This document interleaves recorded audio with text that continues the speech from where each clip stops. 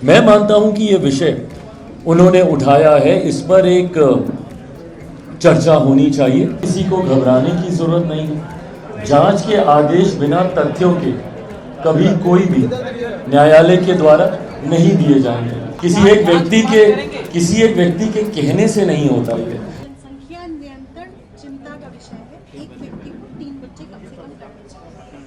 BJP कह रही है कि वो सामाजिक संतुलन की बात कर रही है और इस पर आप कितनी सहमति रखते हो क्या? So we need to understand the technicality behind it. Mohan Bhagwat ji ने जिस विषय का जिक्र करते हुए अपनी चिंता जताई, वो फर्टिलिटी रेट का वो जिक्र कर रहे हैं, जो किसी भी प्रजाति को बनाए रखने के लिए, उसके अस्तित्व को जिंदा रखने के लिए जरूरी होता है, वो फर्टिलिटी रेट 2.1 अगर मेरी जानकारी सही है तो ये होना चाहिए।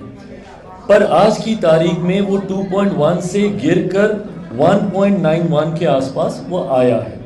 इस बात को लेकर उन्होंने अपनी चिंता जाहिर की है।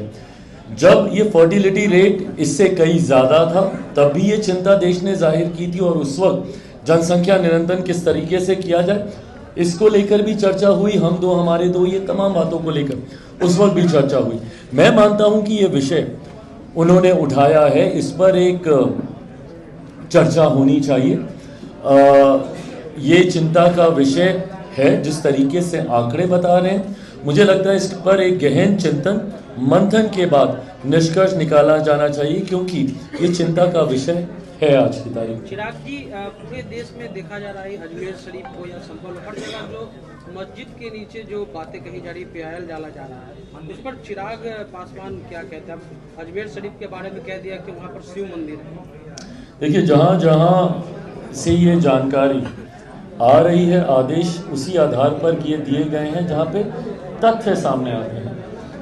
मैं इस बात को मानता हूँ कि अगर कोई झूठा भ्रम फैला रहा होगा इसको लेकर, जहाँ पर ऐसी हकीकत नहीं है, उसके बावजूद ही उसमें किसी को घबराने की जरूरत नहीं है। जांच के आदेश बिना तथ्यों के कभी कोई भी न्यायालय के द्वारा नहीं दिए जाएंगे। इसको जरूर एक धर्म से जुड़ा हुआ विषय बनाने का प्रयास किया जा रहा है, पर मैं मानता हूं कि अगर किसी विषय में सच्चाई नहीं है तो उनको घबराने की जरूरत नहीं है, पर अगर सच्चाई है तो वो जरूर सामने भी आनी चाहिए। 91 में वर्षिप एक्ट पास है कि आजादी से पहले जो शिव मंदिर का दावा किए भाजपा नेता, क्या ताजमहल में शिव मंदिर का दावा किया? भाई, जैसा मैंने कहा कि मैं ऑथराइज नहीं हूँ, मैं जांच एजेंसी नहीं हूँ। जो इन बातों को कह रहा है वो तथ्यों को सामने रखेगा, उसके आधार पर जो फैसले लिए जाते हैं उसी से ही चीज़ें आगे तो हो रही हैं। किसी एक व्यक्ति के कहने से नहीं होता ये। जो एक व्यक्ति कह रहा है उसकी क्या सोच है, क्या मंशा, मैं उससे सहमत नहीं, पर हाँ, अगर कोई तथ्यों के साथ बातों को रख रहा है उसके आधार पर कार्रवाई की।